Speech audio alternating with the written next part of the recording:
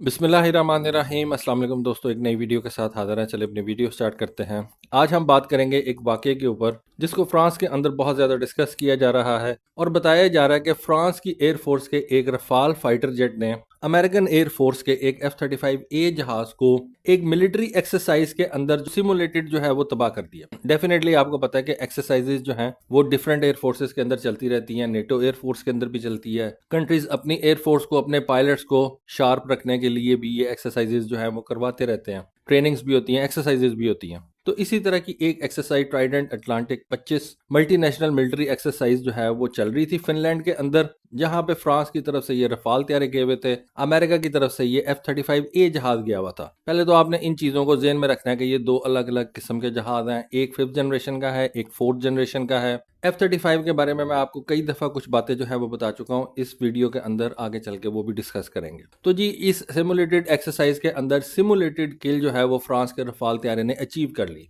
और फिर उसकी धूम मच गई कि जी देखे, रफाल तैयारे ने 5th जनरेशन का जहाज जो है वो तबाह कर दिया। वेरी गुड हो गया। अब ऐसा क्यों किया गया? नॉर्मली ये जो एक्सरसाइजेज होती है ना, इनके रिजल्ट्स बाहर नहीं आते। ये मैं आपको पहले बता चुका हूँ, कई दफा बता चुका हूँ। जो भी कंट्रीज आपस में एक दूसरे के साथ ये मिलिट्री एक्सरसाइजेस करती हैं, इनको डिस्कस नहीं किया जाता। हाँ, इक्का दुक्का वाकयात जो है वो बाहर आ जाते हैं। चलें हम यहाँ पे रफाल को इस चीज का जो है वो एडवांटेज दे देते हैं कि इक्का दुक्का वाकयात जो है वो बाहर आ जाते हैं, लेकिन जो ओवरऑल एक्सरसाइज होती है ना, उसके रिजल्ट्स पे बात होती है, ना ही इस चीज पे बात होती है कि उसमें किस किस्म की एक्सरसाइजेज जो है वो कंडक्ट की गई हैं। या आपने खुद से ही अंदाजा लगाना होता है कि इस एक्सरसाइज के अंदर ये इक्विपमेंट भी था, ये इक्विपमेंट भी था, ये इक्विपमेंट भी था, तो इस किस्म की एक्सरसाइज जो है प्लान की गई होगी और उसके ऊपर जो है वो वर्किंग की गई होगी। अब वीडियो का बाहर आना जो है ये एक बहुत ही अनयूजुअल बात है। जैसा कि मैंने आपको बताया कि ये चीजें डिस्कस भी नहीं की जाती, इक्का दुक्का वाकयात आपको पता जरूर चलते हैं, लेकिन वीडियो का बाहर आना इंतहाई ज्यादा जो है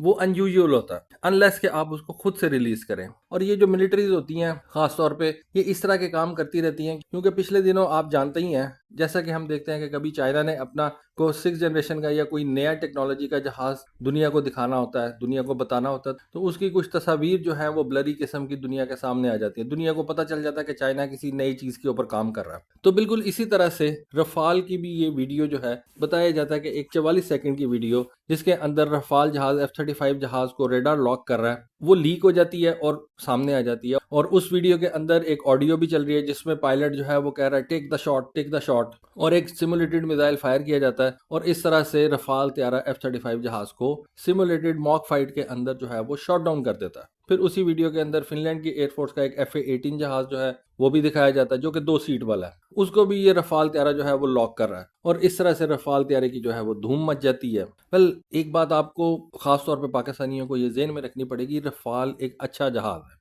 अब इस साल मई के अंदर क्या हुआ था? मई के अंदर बेसिकली 2 चीजें हुई थी। ठीक है, रफाल ने एयर टू एयर फाइट के अंदर अच्छा परफॉर्म नहीं किया था और पाकिस्तान के J-10C जहाजों ने रफाल तैयारों को शॉट डाउन किया था। इसका ये मतलब नहीं है कि रफाल एक बुरा जहाज है। ये बात जहन में रखें कि रफाल ने स्टैंड ऑफ रेंज के ऊपर रहते हुए स्टॉर्म शैडो मिसाइल्स भी फायर किए थे। दूसरा, रफाल तैयारा जो एयरफोर्स चला रही थी उसका ज्यादा कसूर मैं समझता हूँ एज कम्पेयर टू कि मैं रफाल का कसूर समझूं। रफाल तैयारे को जो इंडियंस ऑपरेट कर रहे थे, उन्होंने एयर टू ग्राउंड मिशंस को तो अच्छे तरीके से परफॉर्म कर लिया है। रफाल तैयारों से storm shadow cruise missiles fire करके अपने टारगेट के ऊपर गिरा लिए, लेकिन जब एयर टू एयर की बारी आई और BVR मिसाइल्स चले, तब इंडियन एयरफोर्स जो है उसको पाकिस्तान की एयरफोर्स ने बुरे तरीके से शिकस्त दी और ना रफाल को समझ आई, ना इंडियन एयरफोर्स को समझ आई कि उनके साथ हो क्या रहा है। इसलिए मैं 2 चीजों के ऊपर रफाल की परफॉर्मेंस को जो है वो ब्लेम करता हूँ। एक, इंडियन एयरफोर्स, दूसरा पाकिस्तान एयरफोर्स की इलेक्ट्रॉनिक वॉरफेयर के अंदर सुपीरियोरिटी। फिर सुहेल अमान साहब का वही फिक्रा कि जिसके अंदर सुहेल अमान साहब ने ये कहा था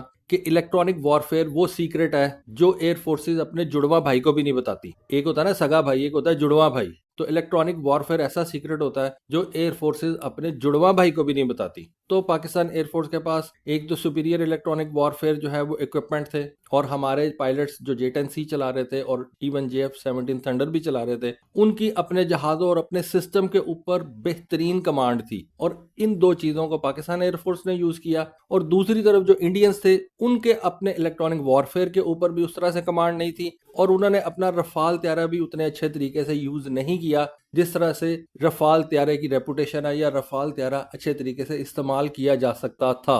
अब प्रॉब्लम पता क्या है? प्रॉब्लम है रफाल त्यारे की प्राइस। रफाल त्यारा बहुत महंगा जहाज है। आप F-35 जहाज लेने चले जाएं, अगर अमेरिका आपको दे तो वो आपको $100 मिलियन का दे देगा, हो सकता है इससे भी सस्ता दे दे। लेकिन जब आप रफाल त्यारा लेने जाते हैं ना, जो कि एक 4th जनरेशन का जहाज है, 4++ कह लें, जो भी कह लें, तो फ्रेंच ये इस जहाज की प्राइस आपको $240 मिलियन लगाएंगे। लेकिन जो भी होगा $250 मिलियन से ऊपर ही होगा। और यहाँ पे आके मेन प्रॉब्लम खड़ी हो जाती है कि लोग कहते हैं कि आपने इतना महंगा जहाज परचेज किया है और उसके बाद उसकी परफॉर्मेंस जो है वो इतनी बुरी निकली कि पाकिस्तान ने 4-5 रफाल त्यारे शॉट डाउन कर दिए। तो यहाँ पे आके इंडियन एयरफोर्स तो हिट होती ही है, उसकी रेपुटेशन खराब होती है, लेकिन यहाँ पे फ्रांस की रेपुटेशन भी खराब होती है कि जी इतना महंगा जहाज आप सेल कर रहे हैं जो कि F-35 से भी दुगनी कीमत का है, बल्कि उससे भी ज्यादा का है, और फिर वो एक J-10C जहाज से जो है वो शॉट डाउन हो जाता है। देखिए, दुनिया नहीं जानती इलेक्ट्रॉनिक वॉरफेयर पाकिस्तान ने कौन सा यूज किया, कैसे यूज किया। लोगों को पता है कि J-10C जहाज ने रफाल त्यारे को शॉट डाउन किया,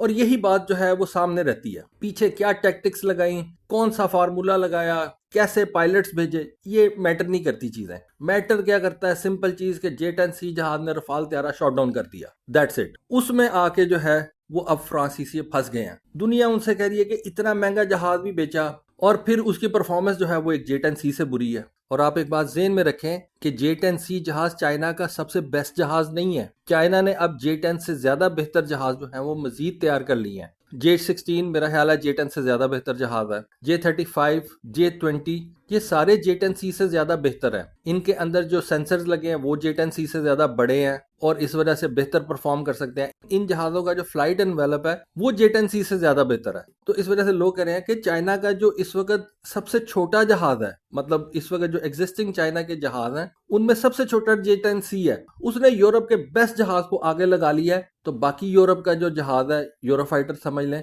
उसकी क्या औकात है? बाकी वेस्टर्न कंट्रीज के जो जहाज हैं वो कहाँ पे क्या बेचते हैं? तो इस वजह से फ्रांस के ऊपर बहुत ज्यादा इस वक्त तनकीद हो रही है। फिर आप आ जाएं J-35 की with in visual range capabilities की तरफ। आपको शायद याद हो, मैंने एक वीडियो के अंदर जिक्र किया था कि क्या आपने कभी कोई ऐसी तस्वीर या वीडियो देखी है जिसके अंदर J-35 जहाज के इंटरनल वेपन्स बे में साइड वाइंडर मिसाइल लगा हो? आपने कोई ऐसी तस्वीर भी नहीं देखी, ना कोई ऐसी वीडियो देखी। उसकी रीजन ये है कि ऐसी ना कोई तस्वीर एग्जिस्ट करती है, ना कोई ऐसी वीडियो एग्जिस्ट करती है। उसकी रीजन क्या है? उसकी रीजन है कि F-35 जहाज के इंटरनल वेपन्स बे के अंदर साइड वाइंडर मिसाइल लगाया जा ही नहीं सकता। F-35 जहाज में ये कैपेबिलिटी नहीं है कि उसके इंटरनल वेपन्स बे में साइड वाइंडर मिसाइल जो है वो फिट किया जा सके और बाद में फायर किया जा सके। साइड वाइंडर मिसाइल आपको जब भी नजर आएगा F-35 जहाज के विंग्स के नीचे नजर आएगा, और इससे उसका जो स्टेल्थ है वो कॉम्प्रोमाइज हो जाएगा। इसकी क्या रीजन है? इसकी रीजन ये है कि ये जो F-35 जहाज है ये विद इन विजुअल रेंज की फाइट के लिए बनाया ही नहीं गया।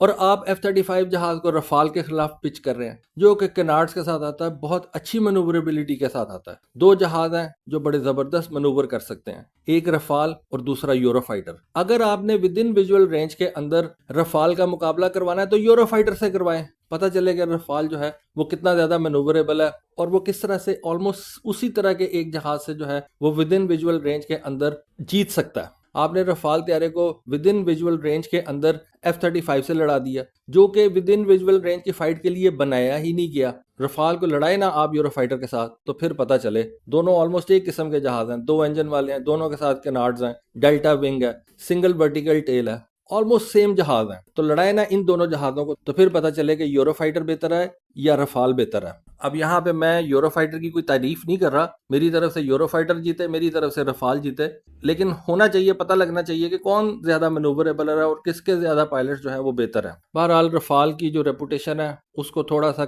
बेहतर करने के लिए, खड़ा करने के लिए ये इस तरह की एक वीडियो जो है वो रिलीज की गई है कि देखें जी, रफाल ने F-35 जहाज को लॉक कर लिया, उसको अपनी क्यू में ले लिया। वेल यार, F-35 जहाज तो इस काम के लिए है ही नहीं। BVR का रिजल्ट बताओ ना कि BVR का क्या रिजल्ट था? क्या रफाल को F-35 जहाज नजर भी आया था? मतलब जो भी है, मैं नहीं कोई F-35 जहाज की एडवोकेसी कर रहा, लेकिन F-35 जहाज फिर भी एक 5th जनरेशन का जहाज है और उसका radar cross section normal 4th generation के जहाजों से काफी कम है। तो BVR में बताओ ना कि क्या रिजल्ट निकला था, या फिर ये बताओ कि रफाल और यूरोफाइटर की ये इस तरह से मॉक फाइट हुई है और उस मॉक फाइट के अंदर, डॉग फाइट के अंदर कौन सा जहाज जो है वो बेटर निकल के आया। तो ये जो फाइट थी ये अनयूजुअल थी और इसका रिजल्ट यही निकलना था। तो बहरहाल एनीवे, ये थी आज की वीडियो, ये थी आज की इन्फॉर्मेशन। अगर आपको इन्फॉर्मेशन अच्छी लगी है तो प्लीज़ कमेंट सेक्शन में ज़रूर बताइएगा। आज के लिए बस इतना ही। Thank you. अल्लाह हाफिज़।